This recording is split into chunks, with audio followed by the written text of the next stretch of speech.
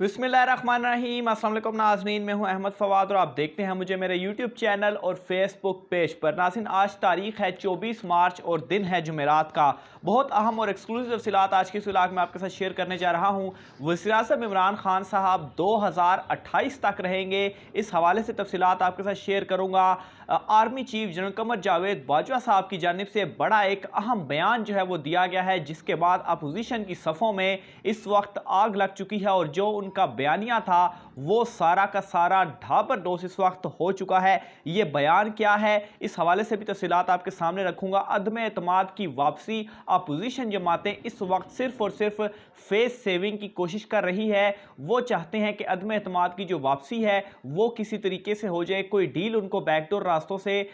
मिल जाए। इस हवाले से भी अहम और एक्सक्लूसिव तफसीलात आज के इस इलाके में आपके सामने रखने जा रहा हूं। सबसे पहले नाज़रीन, मैंने आपको अपने कल के व्लॉग में ये आपको मैंने खबर दी थी कि वज़ीर-ए-आज़म इमरान खान साहब का जो बयानिया है वो इस वक्त अपोजिशन जमातों के अंदर भी मकबूल होता जा रहा है और अपोजिशन जमातें जो कि सिर्फ और सिर्फ बुग़्ज़ इमरान में इकट्ठी हुई थी, उनके अंदर भी दरार जो है वो पड़ती जा रही है। और ये खबर नाज़रीन, आज इसके हवाले से कुछ अहम सबूत जो है वो मैं आपके सामने पहले रखता हूं। सबसे पहले तो नाज़रीन, अपोजिशन जमातों का जो लॉन्ग मार्च था वो कैंसिल हुआ और अब ये लॉन्ग मार्च पहले 24 तारीख से यानी कि आज से शुरू होना था और अब ये लॉन्ग मार्च डिले करने के बाद 26 मार्च को जो है वो रखा गया है। और ये जो मार्च है इसमें नून लीग और मौलाना फजल रहमान ये दोनों अपने कारकुनान लेकर आएंगे इस्लामाबाद में और यही दोनों जमातें जो हैं वो अपने जो खिताबात हैं, अभी तक का जो शेड्यूल सामने आया, अपने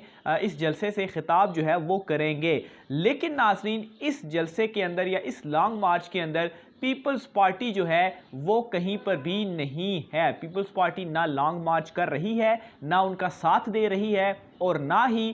इन दोनों जमातों की जानिब से यानी कि मौलाना की और नून लीग की जानिब से पीपल्स पार्टी के किसी अहम रहनुमा या लीडर को दावत दी गई है कि वो इनके लॉन्ग मार्च में आकर खिताब करें। तो ये नाज़रीन, मैं आपको खबर देता चलूँ कि इस वक्त पीपल्स पार्टी जो है और नून लीग और मौलाना, इनके दरमियान फिर से इख्तलाफात पैदा हो चुके हैं और जैसे पहले पीटीएम में हुआ था अब भी वही चीज़ें जो है वो होती जा रही हैं। और इस वक्त पीपल्स पार्टी जो है उसकी ये मुकम्मल कोशिश है कि किसी तरीके से फेस सेविंग करके इस अदम एतमाद की तहरीक से बचा जाए, क्योंकि इनको साफ नज़र आ चुका है कि तहरीक अदम एतमाद जो है वो नाकाम होने जा रही है। और ये चीज़ अब नून लीग जो है वो भी काफ़ी हद तक मान चुकी है। एक तो उसकी एग्जाम्पल ये कि 26 तारीख को 24 की बजाय अब 26 को जो है वो अपना लॉन्ग मार्च कर रहे हैं। इसकी जो एक चीज़ समझ आती है वो ये कि एक तो इमरान खान साहब ने जो 27 तारीख को जलसा अपना बुलाया हुआ है परेड ग्राउंड में, एक तो वो ये चाहते हैं कि सेम टाइम के ऊपर इनका भी हो।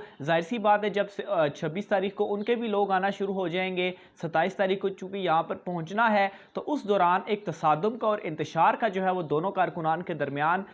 दोनों जो जमातें हैं उनका खदशा जो है वो मौजूद है। और दूसरे नंबर पर नाज़रीन, सोर्सेस ये बताते हैं कि इस वक्त नून लीग ये भी कोशिश कर रही है कि किसी तरीके से फेस सेविंग या कोई डील जो है वो मिल जाए। इस वजह से ये जो थोड़ा सा डिले था वो किया गया है, लेकिन इमरान खान साहब की जानिब से बिल्कुल इससे इनकार किया गया है। और इस हवाले से एक खबर भी वाज़ेह तौर पर सामने आई है कि इस्टेब्लिशमेंट जो है वो किसी तरीके से इन दोनों के दरमियान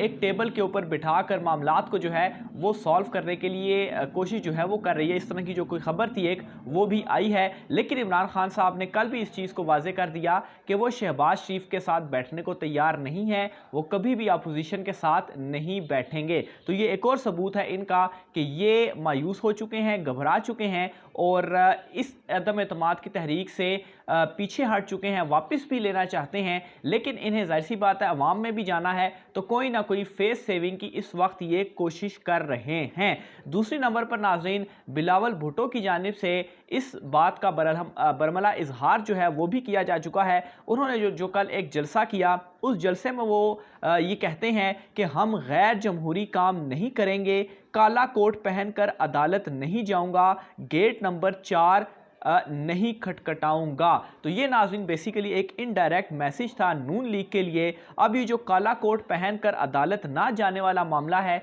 ये क्या मामला था? ये माजी में ये हुआ था कि जो नून लीग थी वो काला कोट पहनकर गई थी पीपल्स पार्टी के जो वज़ीर-ए-आज़म थे यूसुफ रज़ाक गिलानी साहब, उनके खिलाफ। तो एक तो ये उनको इशारा था, और दूसरा गेट नंबर 4, ज़ाहिर सी बात है नून लीग चूँकि वहीं से सारी निकली है, तो ये भी उन्होंने खबरदार कर दिया है। तो इस वक्त इख्तलाफात इन दोनों के अंदर पैदा जो है वो हो चुके हैं, और इस सिर्फ और सिर्फ फेस सेविंग की इस वक्त इनकी जानिब से जो है वो कोशिश की जा रही है। और इमरान खान साहब की जानिब से जो कल ये बात कही गई कि वो इनके साथ नहीं बैठेंगे, वो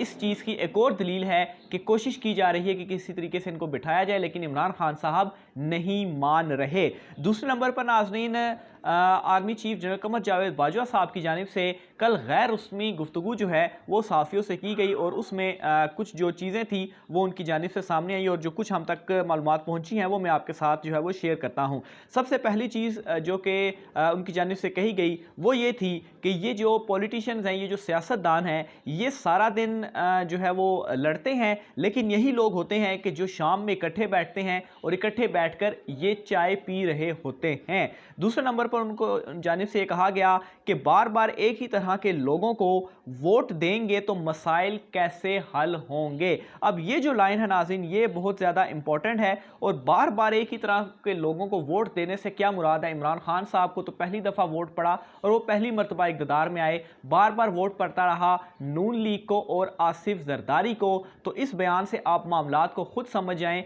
कि ये जो चीज़ों को प्रोपेगेट करने की कोशिश की जा रही है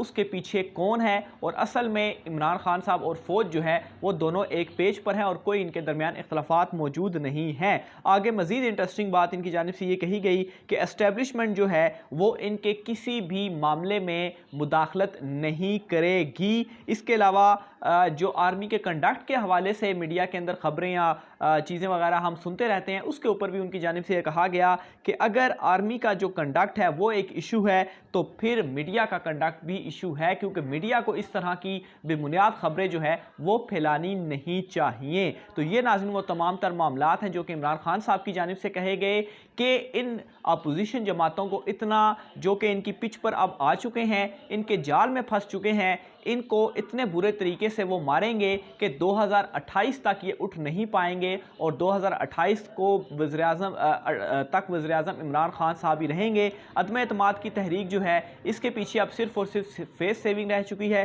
क्योंकि इस अदम एतमाद की तहरीक के बाद जो कि अप्रैल के मार्च 28 तारीख जो है वोटिंग, और उसके बाद अप्रैल क्योंकि 7 दिन होते हैं, तो अप्रैल के पहले हफ्ते में ये जो सारे मामलात हैं अदम एतमाद के ये ख़त्म हो जाएंगे। फिर उसके ऊपर बाद में जो मसला असल उठेगा वो उठेगा जो बजट पेश किया जाना है, और फिर उसके बाद जो अहम और बड़ा फैसला है नए आर्मी चीफ की तैनाती, उसके हवाले से भी मैं आपको बता दूं कि सोर्सेज ये कह रहे हैं कि जो एक ये चीज़ों को प्रोपेगेट किया जा रहा है कि शायद कोई एक्सटेंशन का मसला है, तो ना एक्सटेंशन मांगी गई है ना ही एक्सटेंशन चाही गई है, और ये सिर्फ और सिर्फ एक चीज़ें जो है वो उनको प्रोपेगेट करने की कोशिश की जा रही है। और अपोजिशन इस वक्त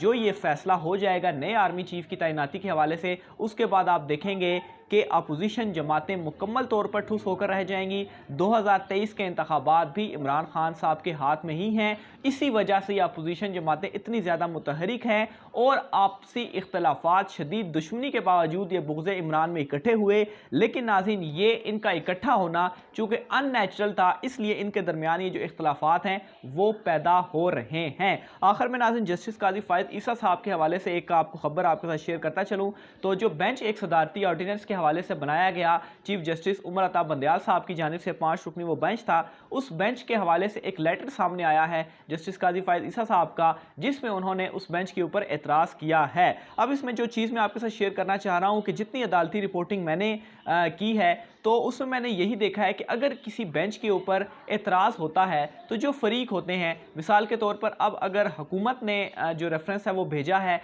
तो जो अपोजिशन जमातें हैं अगर उनको बेंच के ऊपर किसी जज के ऊपर एतराज़ हो तो वो कह सकते हैं कि हमें इन जज साहब के ऊपर ये हमारा एतराज़ है, उसके ऊपर वो जो है वो अपनी दलील पेश करते हैं, तो फिर बेंच की तब्दीली जो है वो हो सकती है। लेकिन अपोजिशन की तरफ से तो नहीं आ रहा, लेकिन जस्टिस काजी फ़ायद ईसा साहब जो हैं वो इस सारे मामले में उनका ये लेटर सामने आता है तो वो जो एतराज़ है वो सामने आता है। तो ये भी मेरे ख्याल से समझ से बालातर है कि किस तरह से ये जो एतराज़ है वो सामने आया। हालांकि हमने तो ये देखा है कि अगर अपोजिशन इसके ऊपर एतराज़ करती है तो फिर जो कोई बात है वो समझ में आती है। मज़ीद जो भी तफ़सीलात होंगी वो भी आप नाज़रीन के साथ शेयर करते रहेंगे। अपनी राय के साथ कमेंट बॉक्स में लाजमी कीजिएगा। आज के व्लॉग से मुझे इजाज़त दीजिए। अल्लाह हाफ़िज़।